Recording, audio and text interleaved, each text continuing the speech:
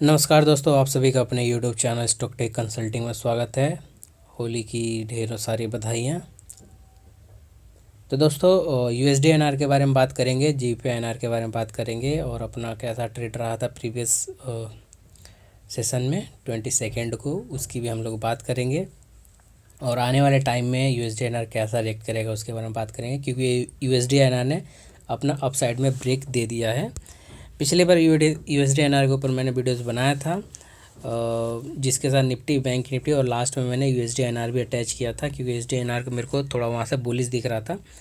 82, 67 और 71 के आसपास USD-INR एक बार किया था, जहाँ से सपोर्ट लिया था। और मैंने आप लोगों को कहीं ना कहीं कहा था कि इसके नीचे जाएगा तो मार्केट सेल है USD-INR का, लेकिन ऊपर नीचे नहीं गया। और 82, 83 के ऊपर मैंने कहा था कि इसके ऊपर जाएगा तो अप साइड में आपका मार्केट विल गो। तो ऐसा USD-INR क्यों हुआ, इतनी जल्दी अपर सर्किट क्यों लगा, और जो है क्या कारण है, क्या पैटर्न बन रहे हैं और क्या हमें इसके ऊपर और बाय करना चाहिए, ये सारी चीज़ें हम लोग बात करेंगे। देखिए, इसके पीछे सबसे पहले लॉजिक, हमारा मार्केट देखिए किसी चीज़ पे रिएक्ट नहीं करता। 1 साल हो गया, फेड की जितने भी फेड के चेयरमैन पोवेल हो, फेड बोस्टिक हो, जितने सारे भी मेंबर्स हैं, उनके किसी भी स्पीच पे रिएक्शन नहीं आया। लेकिन इस बार जो है फेड का जो इंटरेस्ट रेट है वो स्टेडी है, सेम टू सेम 5.5 का इंटरेस्ट रेट है। और जो रिएक्शन आया है फेड के पोवेल का, उस स्पीच के रिएक्शन आपका USD-INR पे देखने को मिला है। दैट्स वाई ये बाइंग बना और हमने ये अपॉर्चुनिटी मिस कर दी।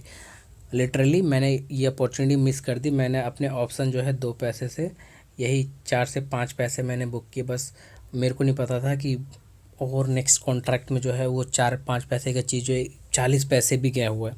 ठीक, ये चीज़ें आपने मिस की, हमने मिस की, सबने लगभग मिस की। जिन्होंने नहीं मिस की वो बहुत सही बात है। ठीक, अब नेक्स्ट चीज़ हमें क्या मिस नहीं करना, वो हमें चीज़ देखना। देखिए, मैंने आप लोग को कहा था कि इस तरीके से आपका 28 रिट्रेस करेगा तो आपको एक अपसाइड मूवमेंट मिलेगा। तो अपसाइड मूवमेंट मिला, लेकिन नेक्स्ट डे कैंडल पे मिला, उस दिन कैंडल पे नहीं मिला, यानी कि जिस दिन एक्सपायरी थी उस दिन नहीं मिला। लेकिन उसके नेक्स्ट वाले एक्सपायरी सेशन में, यानी कि 26 मार्च वाले सेशन में आपको मिला है। तो 26 तारीख को मार्केट खुलेगा और आपको क्या करना है। देखिए, मार्केट आपको 26 को और 27, 28 को आपको मार्केट चलने वाला। 28 की एक्सपायरी है और एक 26 की मंथली एक्सपायरी है। तो देखिए, USD-INR के ऊपर जो बेस है वो बेस है आपका इस वाले राउंड में USD-INR 83.48। अगर ये बेस बनाता है और मार्केट ऊपर की तरफ जाता है तो आपका मार्केट वंस अगेन अपसाइड है।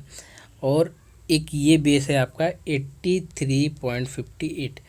इफ़ सेम अगर इसको आपको एज अ सपोर्ट बेस लेता है तो मार्केट आपका अपसाइड में जाएगा। क्लोजिंग भी अगर 15 मिनट्स की हम देखें तो ज़्यादा वो क्लोजिंग नहीं है। क्लोजिंग भी अगर हम बात करें तो जो लो है कैंडल, प्रीवियस कैंडल का जो लो है वो बेस बना रहा है 83.60 पैसे का बेस बना रहा है। तो हमें अगर कैंडल की बात करें, किसी भी तरीके से बात करें, तो कहीं ना कहीं 83.55 से लेकर 57 ये बेस बनाना चाहिए मार्केट के ऊपर। If taking support on that level you will gradually slow buy करना है। अब देखिए, इसके पीछे थोड़ा सा लॉजिक मैं दे देता हूँ कि क्या होता है कि हम लोग ऑप्शन में बहुत सारे क्वांटिटी ले लेते हैं। तो देखिए, अगर वो नहीं बढ़ेगा तो उसकी प्रीमियम 0 हो जाएगी। इस चीज़ का हमेशा ध्यान रखिए एज अ ट्रेडर। आपकी प्रीमियम और लॉस, 2 चीज़ के ऊपर ध्यान रखना है। लॉस अगर आप कम करते हैं तो आप प्रॉफिट कभी भी बना लेंगे, 1 साल 2 साल में कभी भी आप बना लेंगे। ठीक है, अगर आप यहाँ लॉस ज़्यादा करते हैं तो आपको प्रॉफिट नहीं हो पाएगा। ठीक, तो प्रीमियम डिके ना हो जाए, इस चीज़ का ध्यान रखना। जैसे कि आपने 1000 क्वांटिटी ऐड किया, तो आपकी जब एप्टाइट है 1000 क्वांटिटी की, तो आप क्यों 1200 क्वांटिटी करेंगे, 1300 क्वांटिटी करेंगे। 1000 क्वांटिटी करिए, आज 700 क्वांटिटी करिए, 800 क्वांटिटी करिए, इस तरीके से आप ट्रेड करिए। ये नहीं कि आप जो है 1500 क्वांटिटी पूरा का पूरा फंड आप लगा दे रहे, सोचेंगे कि जैकपॉट लगेगा। ऐसा हमेशा नहीं होता। अगर वो रुक गया मार्केट, जैसे कि मैं आपको बताता हूँ कि 22 वाले मार्केट में सुबह मार्केट ने 18 पैसे से मार्केट चल के 40 पैसे, 41, 42 पैसे गया। फिर उसके बाद मार्केट ने इस तरीके से रुक गया। तो मार्केट जब साइडवेज लग गया तो इसका मतलब क्या है, जब साइडवेज लगता है तो आपकी प्रीमियम, मैंने देखा 5 रुपये का, 5 पैसे का प्रीमियम 0 पे आ गई। जीरो पे, मीन्स कि 0.025 पे आ गए। ठीक है, तो ये सारी चीज़ों का आपको ध्यान रखना ट्रेडिंग करते समय। और अपसाइड का जो मैं लेवल आपको बता देता हूँ, level 83.81 is the one of the highest level 82, यानी कि ये आपका एक रजिस्टेंस जोन रहेगा। अगर इफ़ ब्रेक आउट आपको इसके ऊपर भी आपको आता है 83.81 82 के ऊपर और सस्टेन करता है, यू विल गो फिर फार एंड फार, आपको एक ऊपर देखने को मिलेगा। ठीक, ये सारे यूएस की तरफ से आ रहे हैं न्यूज़, इसके कारण हो रहा है।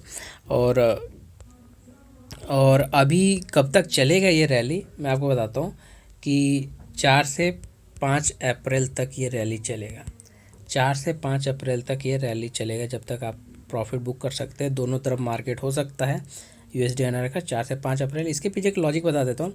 इसके पीछे का सिंपल लॉजिक है, RBI का FOMC है, मिनट्स जारी होने वाले RBI का, और RBI भी रेट अपने जारी करने वाले, इससे पहले आपका मार्केट तिगड़म खेल रहा है। देखिए बहुत सारे जो डेटास हैं ब्रिटेन की तरफ से आने वाले हैं GBP/INR के लिए, सो दैट कि आपको यहाँ पर लेवल एक मार्क करना चाहिए। कहाँ बेस बनाता है वो मैं आपको बता देता हूँ। ये 105.05 तक ये एक बहुत बहुत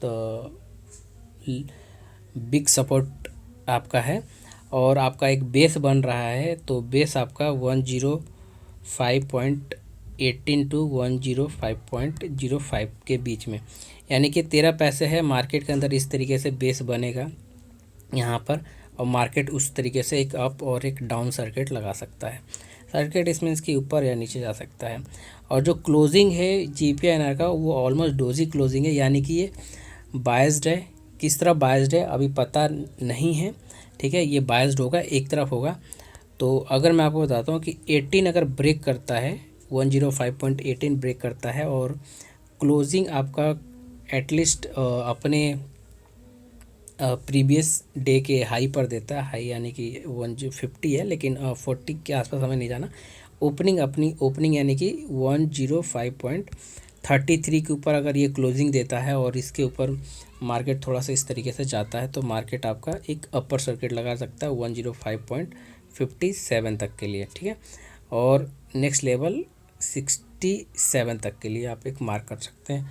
अगर हम लोअर बात करें तो लोअर की बात करें तो आपका लोअर अगर लेवल की बात करें तो इसके नीचे ही सेलिंग बनेगा एक छोटा सा, अदरवाइज़ अभी सेलिंग GBP/INR के अंदर नहीं है। तो इसके नीचे अगर ब्रेकआउट करता है डाउन साइड में तो 104.86 तक आप एक लेवल मार्क करके चल सकते हैं। जिसके पास ऑप्शन है या ऑप्शन सेल है, घबराने की जरूरत नहीं है। जिसके पास पुट शॉट है वो भी ना घबराएं, जिसका कॉल शॉट है वो भी ना घबराएं, क्योंकि इसकी जो क्लोजिंग है इन लेवल्स के बीच में रहने वाले, अप एंड डाउन मार्केट करेगा। और एक रेजिस्टेंस आपका 70 पे दिख रहा है, यानी कि जिनका पुट शॉट है वो ना घबराएं, और जिनका कॉल शॉट है नीचे आपका एक सपोर्ट ले रहा है मार्केट ऊपर जाने के लिए। ठीक है, hope so you got it your levels. जय हिंद दोस्तों, हैव अ नाइस डे।